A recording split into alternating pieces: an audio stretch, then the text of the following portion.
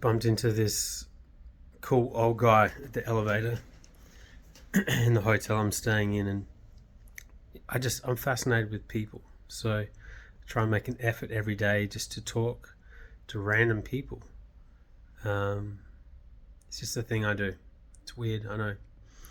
But he was telling me about his leg. He's hurt himself the other day and he's in a lot of pain. So just empathized with him, and he asked me, "What do you do?" I said, "I do a bunch of stuff, but I've just had my new book, Limitless, come out, and it's about how I healed myself from critical injuries." And just had a bit of a yarn with him, and showed him some of the happy snaps in there. And I said to him, literally, I wouldn't change this. It was the best thing that ever happened to me. And he echoed what a lot of people have said to me, which is, that can't be. Like, you would take that away if you could. Like, there's no way that could have been a good thing.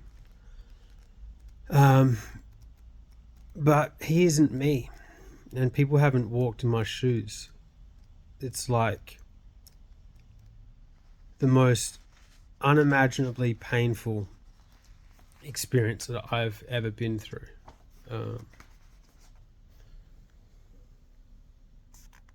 Quite literally.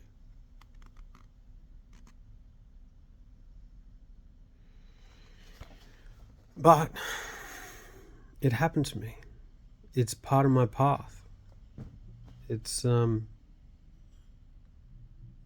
like on the other side of all of that immense pain. And I'm not mincing my words here. It was fucking brutal what I went through. And many, many times I found myself bawling my eyes out or just screaming in pain and wondering when it was going to be over.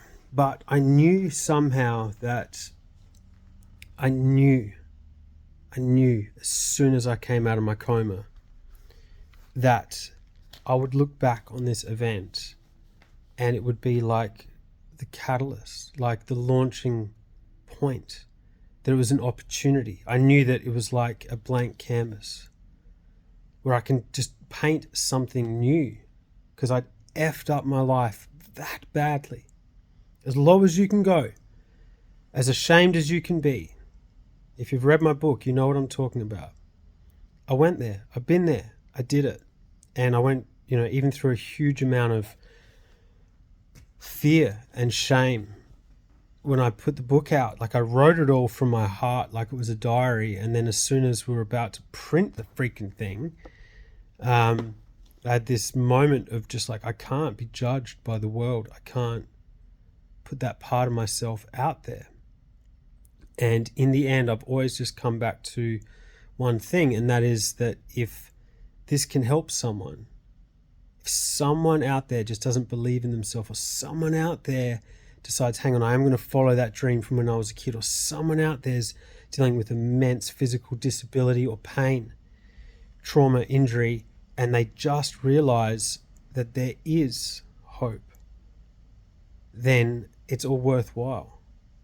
Quite literally. And the feeling, just 2 days ago, I got an email from someone who read my book, and they've been through a very similar path, and they just thanked me. They said that it inspired them, touched their heart, and that's the greatest feeling I could ask for, honestly, because every time I get some feedback from someone, it makes all of that pain worthwhile. Every time I know that my mama is proud of me, even though I'm a little shit, and I've caused her so much drama, but every time I know that, even if she can't say it, I know she's proud of me, it makes it all worthwhile every single time. So this is the diamond.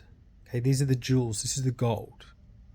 Or what I talk about in my workshops, sift for the gift. Sifting for the gift. Because if you can find a gift in this, right, all of this metal drilled into your face, then we can find a diamond in anything if you know where to look for it. So I honestly could not be on this path without that pain. There's a noble cause in all that suffering.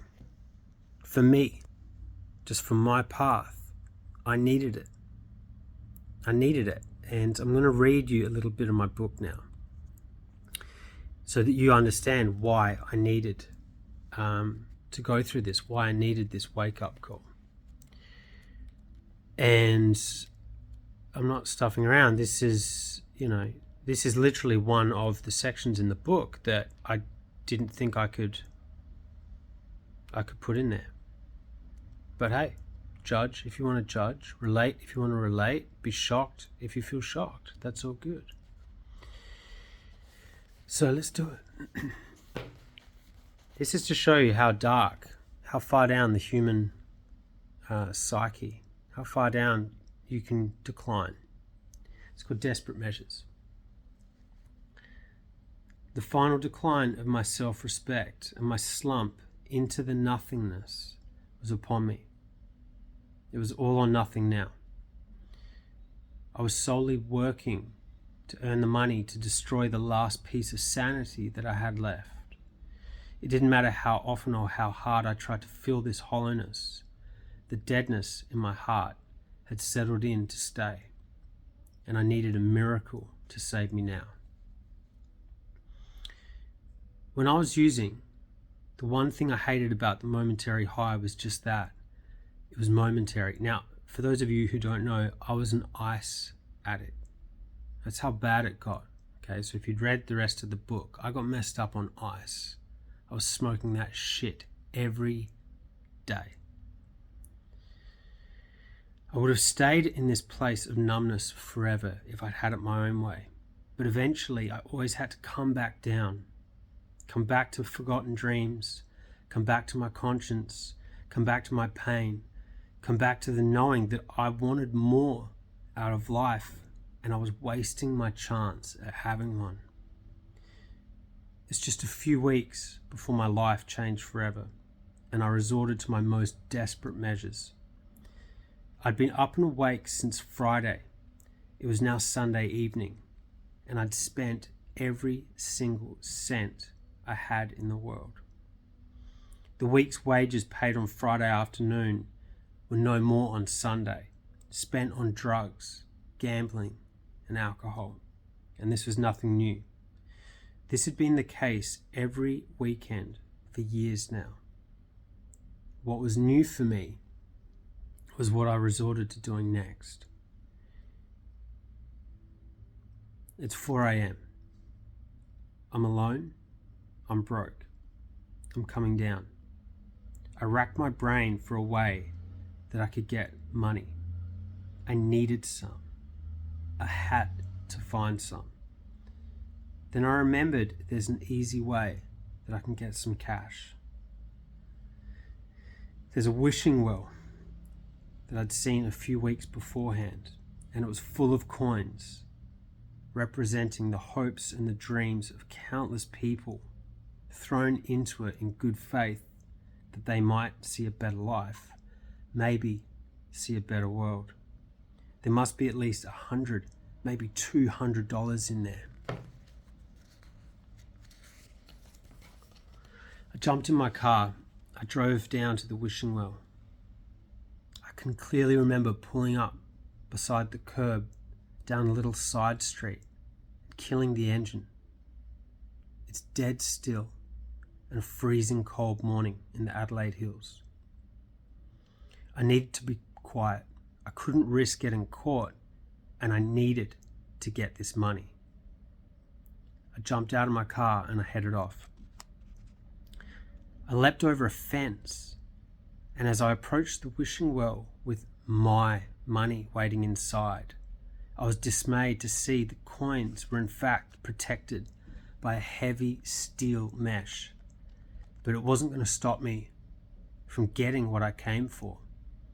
I ripped back the steel mesh covering and started frantically stuffing $1 and $2 coins into my jacket pockets. Then I turned my jacket into a makeshift pouch and filled it. I was panicking by this stage. The reality of what I was doing became all too apparent. I needed to be quick. I remember the coins were cold, rusted and covered in mud. They'd been placed in this wishing well with the best of intentions. But I didn't care. I only cared about one thing. I only cared about getting my money. I grabbed the last of what appeared to be gold coins and I bolted for my car. Before I knew it, I was away, driving off with the stolen wishes of children lying beside me on the floor of my car. Stolen wishes that were destined for the pokey room, the bottle shop, and so that I could go and purchase more ice.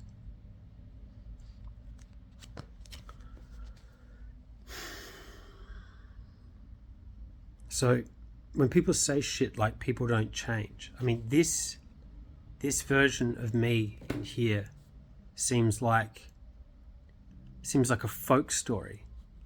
It's like this it's almost become like a legend, but it was me. It's what was. It's not what is. I did this stuff. That took place. I'm no longer that person.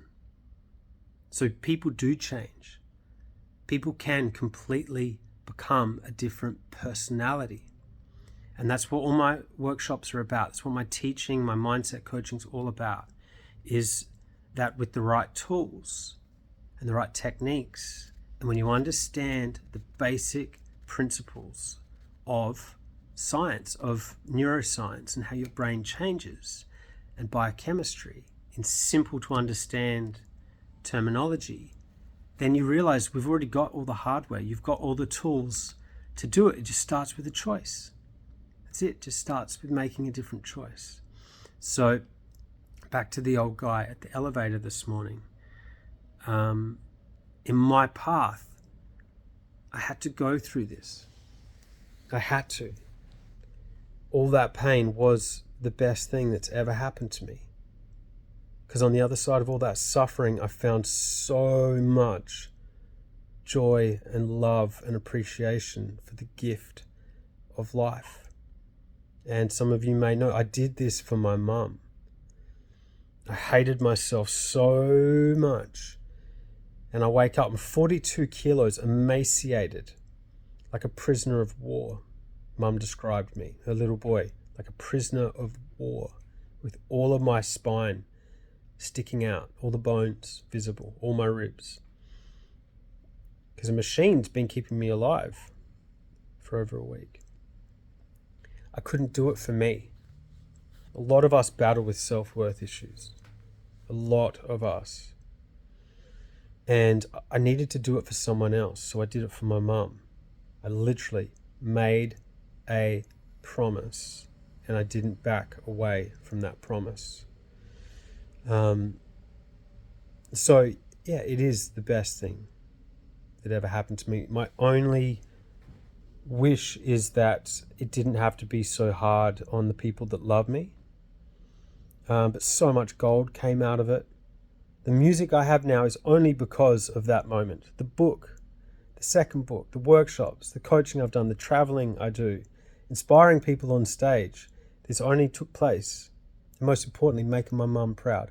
This only happened because of that moment in time. I would do it again. I would take a big fucking breath. I would be like, because it was insane to suffer that much. But I guess I'd always been afraid of pain, and I'd always been afraid of so much. And when you go through the shit I've been through, you realize there's nothing to be afraid of. We are literally limitless. Who we really are, deep inside, there is limitless energy. It's potential. It's courage. It's all of those attributes that we see people step into, the greats throughout history. That's inside all of us. That's what I know. So I would do it all again. Because who I am now, this life now, is everything I've ever wanted. And it could only come about. It could only come about through nearly losing it all. So that's it. Today's video. Sending you guys love. Peace.